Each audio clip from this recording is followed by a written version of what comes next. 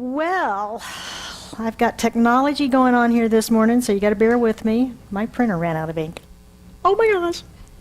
So, you're probably wondering if you looked at the website, Gratitude, Grace, and the Joy of a Reese's Cup. That's my talk title. What is she talking about, right? What is she talking about? Well, last month, in getting ready for Halloween, I went to Fry's to buy my Halloween candy. And I usually get something that I like, just in case there's anything left over, right? Yeah. And so I decided this year to buy Reese's peanut butter cups, because I hadn't had one in a long time. So I came home with them, and I had one.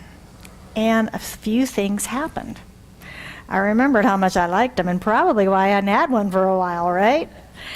But it also brought up memories of my childhood. My dear sweet father was a smoker, and he smoked Camel no filters since he was 16 years old. And when I was a little kid, a long time ago, he would hand me a quarter for one hand and a nickel for the other hand, and then send me down the street to the Micromax store down around the corner, and there was a pack of cigarettes for him for the quarter, and the Reese's cup was a nickel for me. And the grocer would put those in a little bag and hand them down to me, and I'd walk home with the bag not to lose anything. And when I got home, he'd take his cigarettes and hand me the Reese's cup, and I would sit on the front porch and enjoy that treat. So that memory came back to me also. Now, that's probably not a great example of parenting, sending your kid to buy tobacco and candy, but I survived nonetheless. And it was just a wonderful remembrance to have that memory come up and kind of flood me. I hadn't thought about that in a long time. And then because I had no trick-or-treaters in my neighborhood this year, which was a surprise, I had this giant bag of Reese's cups now at my house. Dangerous, right? Dangerous, you know, right on the hips. So I did what I do, which is circulate the good. And I took some to my office, brought some here, and the ones that I took to my office, I have a candy bowl there. And I noticed that I couldn't keep the candy bowl full during one whole day. It just kept getting drained. So apparently everybody likes Reese's cups. Apparently everybody likes them. So what I thought about in recognizing that was the joy that we can find in the simplest pleasures. The joy we can find in the simplest pleasures. And this talk was born. So all month we've been talking about gratitude, grace, and today is all about joy. And that's why I wore sparkles. If we're going to talk about joy, we need to sparkle, right? So I'm wearing some sparkles this morning. And, you know, there's a lot of things in our world today that, just like in 1967, that we could be unhappy about, aren't there? There's a lot going on out there. A lot going on. We've seen a tremendous amount of natural disasters. We've seen man-made, human-made disasters. A lot of stuff going on that we could be unhappy about. And I'm sure that we each have our own cause that we're devoted to, that is important to us in that gamut of things that's happening in the world out there. And we might ask ourselves, do I even have the right to feel joy? Do I even have the right? Should I feel joy in light of everything that's happening on our planet today? You ever felt that way? Well, according to Brother David Steindl-Rast, a Catholic Benedictine monk, and he's notable for his active participation in interfaith dialogue and his work on the interaction between spirituality and science. Kind of a cool guy. He tells us that joy is the happiness that doesn't depend on what happened. Isn't that wonderful? Joy is the happiness that does not depend on what happened. So what he's telling us, of course, is that it's nothing on the outside that has to do with this inner joy that we're talking about in the realm of spirit. It's nothing out there. It's not anybody, anything, any situation, any event. Joy, much like a lot of our spiritual truth, is an inside-out job, isn't it? And the joy that we're talking about is a God quality. And I equate it to the ocean. And under the ocean, if you've ever seen any like Jacques Cousteau diving shows and stuff, under the water is pretty calm, even if there's a big storm going on up above. the hurricane or the storm or whatever might be happening up above, and everything's topsy-turvy, kind of like life can look, down below, that inner place of joy is that place that we can rest in always. That place we can rest in. So I really like his definition because he suggests that maybe joy is a choice we can make because it's not contingent on anything else. Maybe it's a choice we can make. What do you think? Is joy a choice? Is it a choice? Or is it dependent on something or somebody to make us happy? I've heard 3 times in the past few weeks people saying, they make me so angry. They've stolen my joy. I don't want them taking away my happiness during this time of year. Suggesting that others are taking away their joy. That others are snatching their delight of the season or the circumstance or whatever the event may be. And I had to think about that, particularly as it relates to science of mind.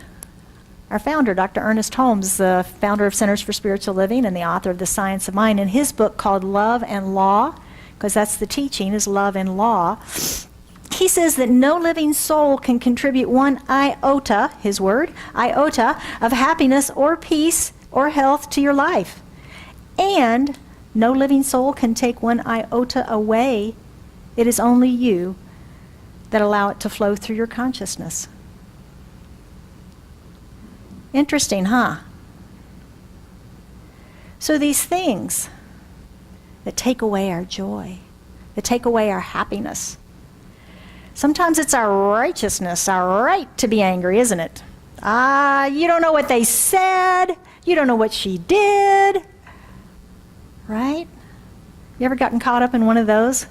I'm so mad. Sure we have. We all have. It happens all the time because we're on planet Earth and we have relationships and we bump into each other and stuff just happens. But it's our choice of how we react to that stuff, isn't it? It's our choice of how we react to it. And it may be that we need that little explosion, that little puff of smoke to get it all out, let that emotion pass through, not get stuck. But do we allow it to snatch our joy and to continue to focus on it and talk about it and stew in it and worry about it? That's the difference, isn't it? That's the difference. The joy of spiritual living is to choose our reaction to the experiences and the events and the happenings. And spirituality is being self-aware enough to choose. Because isn't that what it comes down to? Because it's easy to get swept away right away with whatever's happening, get caught up in it. But our spirituality, those daily spiritual practices that we talk about once in a while around here, those things are the things that help us to stay grounded and stay connected and in spirituality and being self-aware enough to go, oh, okay, I'm going to choose to look at this a little differently, a little different perspective. I'm going to choose to stay in my joy and let this turbulent storm happen. Right? So my question to us today is, are we just visiting in displeasure, or are we building a house in unhappiness? Because we sometimes build condos, don't we? Ginormous communities of unhappiness. And we want to tell everybody about our new project. Come and look at my condos on my unhappiness village. Yeah.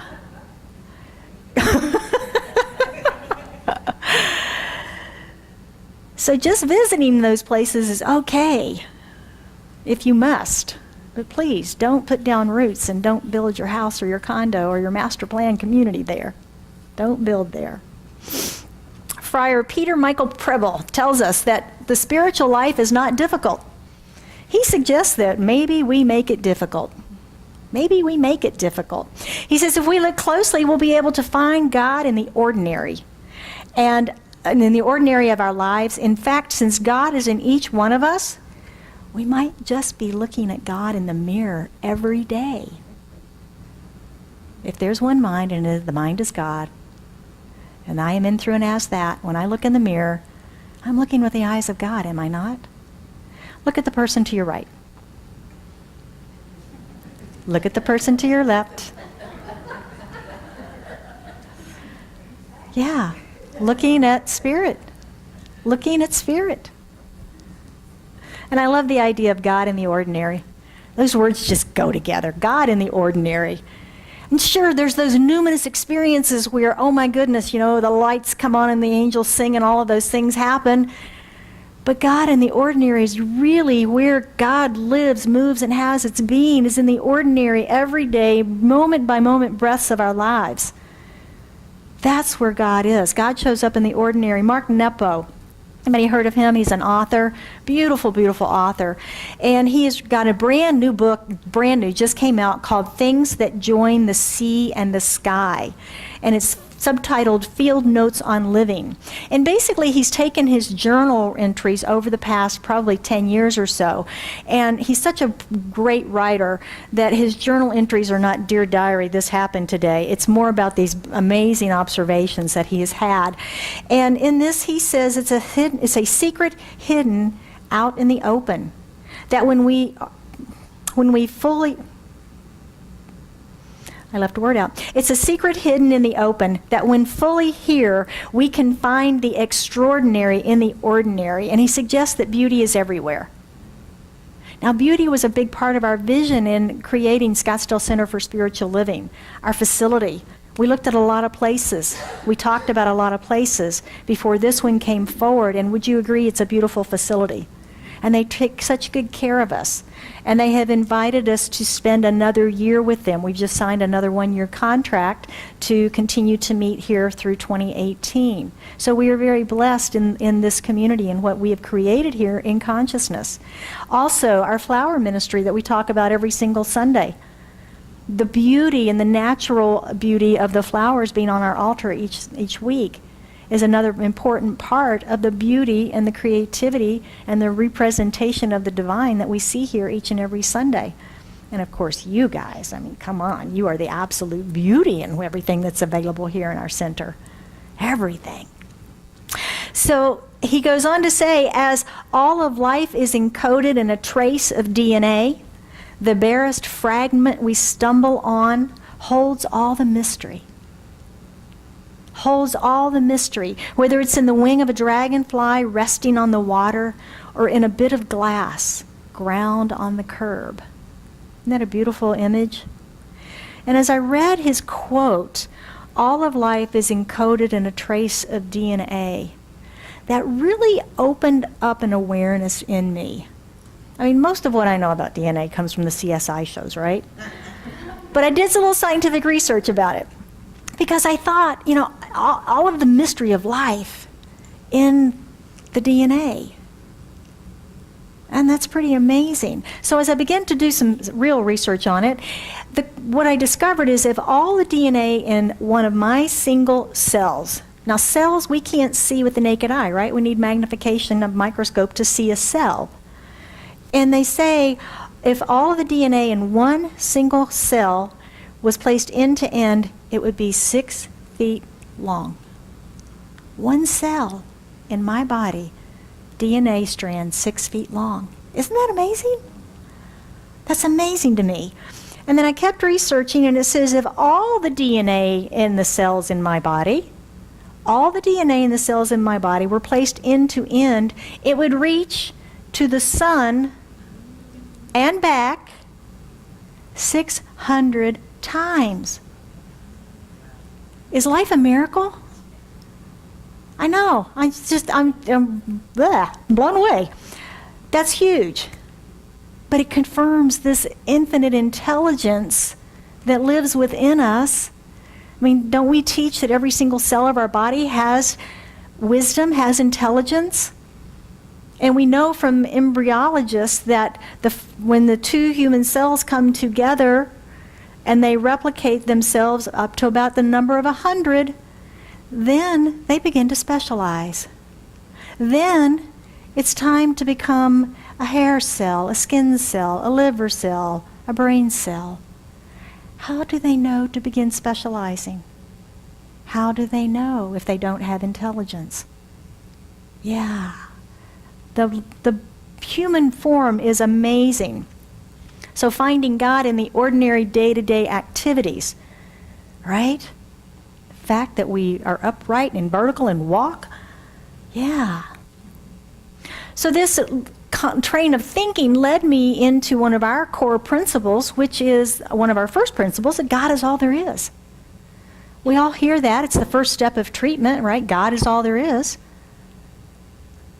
And when we look at that, and I think to get to that next level of really recognizing joy and beauty in the ordinary, we have to embody that, don't we? We can all say the words, God is all there is, I am that which it is, I now claim my truth, I'm grateful, and I release. That's our 5 steps of treatment. We can all say that. But do we really believe that God is all there is? Do we really believe it? And when we can learn things that are proven up in the scientific realm, like one cell has 6 feet of DNA in it, and the intelligence of the human cells as they begin to specialize, yeah, God is all there is. God is all there is. Another interesting thing that I found out about DNA, there are 4 bases that form up all the DNA that they're comprised of. And out of that, 99% of it is the exact same for all of us. Gives a new definition to 1%, doesn't it? 1% is what specializes each and every one of us and makes us unique. I found that fascinating also. So when we can move into believing that we're all connected, like the quantum sciences are telling us, when we get into that electron, proton, all that stuff, and we get into that level of all connected, and we can begin to recognize that, kind of shifts our perspective of life, doesn't it? Because if I know I'm connected to you and to you and to you and to you, our conversations change. If I know that when I'm speaking to you and looking in your eyes, I'm looking into the eyes of the divine, our conversation changes, doesn't it? We begin to cut each other some slack too, don't we? Yeah, we begin to cut each other some slack and recognize that we're all individualized and unique creative expressions of this oneness, of this wholeness. And as such, you've got something amazing and creative and unique to say to me, to share with me. Isn't that a nice perspective to have? Would we all feel listened to if we had that perspective? Yeah. Could change our world, couldn't it?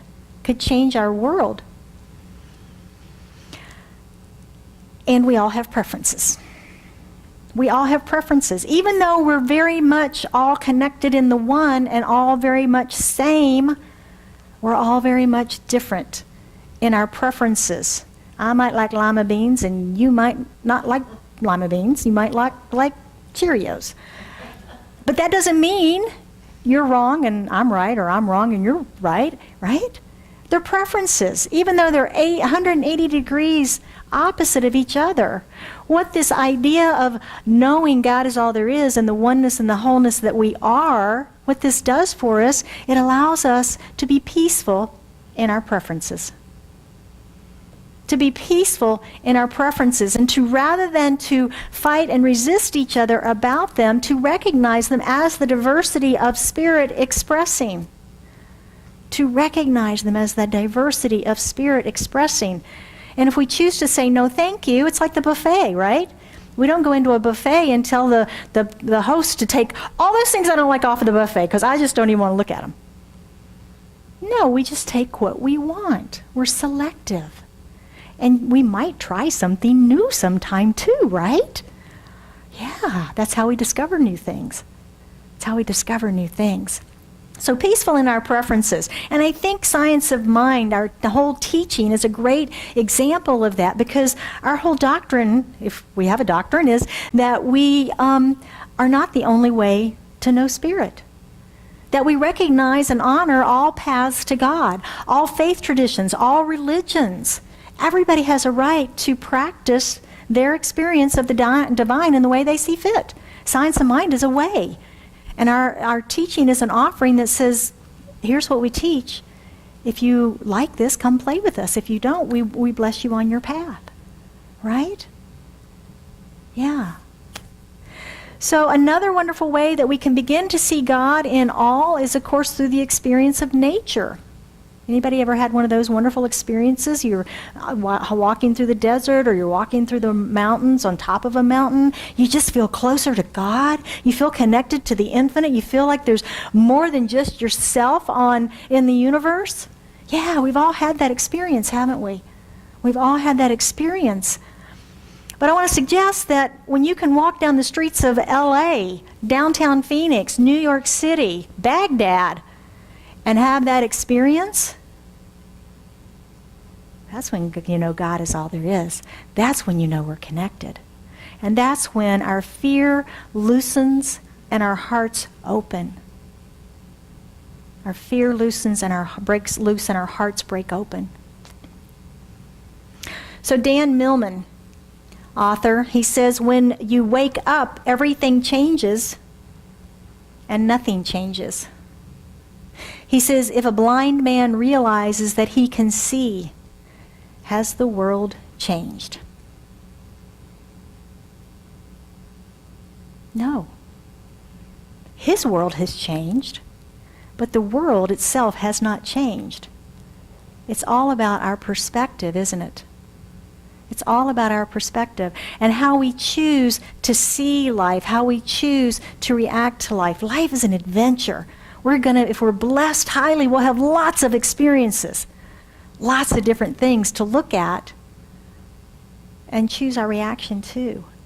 And I would suggest perhaps being of a mindset, a heart set, to choose joy as that underlying place that you just come from. You'll still have the experiences. There'll still be life storms. But if we can stay in that place of knowing God is all there is, and life is unfolding exactly as it should, what a happier place we can live in.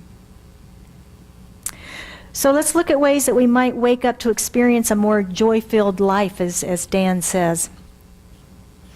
Number one, the joy of spiritual living is to choose our reaction to the experiences of our life. Developing self-awareness is the foundation to discovering living from a center of joy. Because if we're living from that center, it's a self-awareness, isn't it? It's a self-awareness. And I'm not necessarily talking about that ha-ha happy. That's not what joy is. Joy is just a knowingness. It's a faith. It's a trust. It's an absolute knowingness. Number two, happy or right. We've talked about this before. Do we want to be happy or right? Are we just visiting displeasure, or are we building a house in our unhappiness? Are we giving others control over how we feel? First time I heard somebody put it that way, being a control freak, a recovering control freak, I didn't like that. What do you mean I'm giving somebody else control of my happiness? But it's true. That's what we do when we allow that, because we're also giving them control to take it away, aren't we? Anybody that we allow to bring us our joy has the power inherent in that to take it away. So having that mindset of happy or right is, I'm going to be happy. I'm going to choose to be happy. Number three, God is all there is. This requires our daily time to reflect. Technology failure. Requires our daily time to embody and know God. And Mark Nepo again says, the many practices of living prepare us for this refinement of vision, so we can find what matters and what seems mundane. What matters and what seems mundane.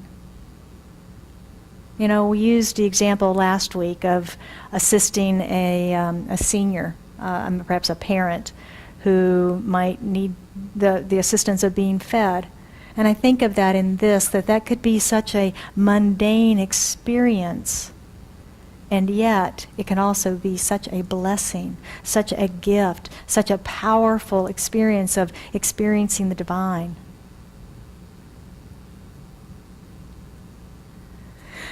And number 4, finding God in the ordinary.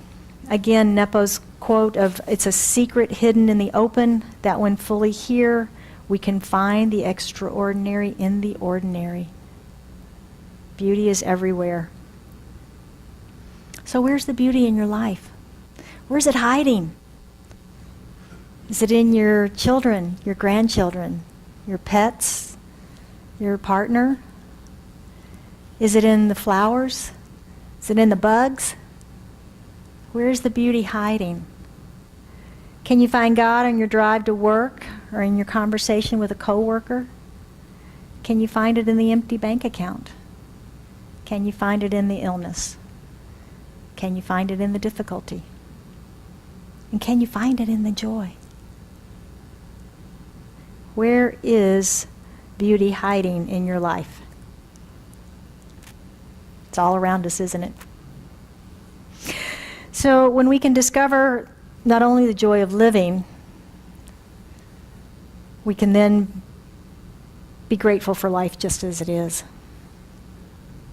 And then we begin to live in grace. Then we begin to live in grace. So gratitude, grace, and joy found in the simple pleasures of a Reese's cup, a fond memory, whatever it might be for you, whatever that simple pleasure is, notice them. Notice them. Be consciously aware of the simple pleasures in life, the little things. It's really what's important. So I want to close this with a final quote from Mark Nepo from his book again, and he calls this one Grace Notes, and it's actually about music.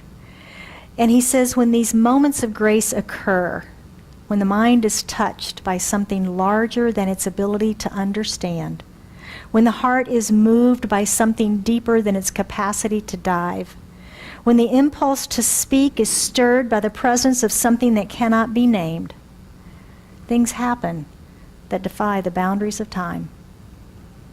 Such moments confirm that we're part of a unity that's always present, but seldom clear. And to be touched by that presence forever changes our lives. And so it is. Thank you again for being with me, and I would invite you now to join me as we anchor this in an affirmative prayer this morning. So how good it is to go within to that place within us all where God lives, moves, and has its being.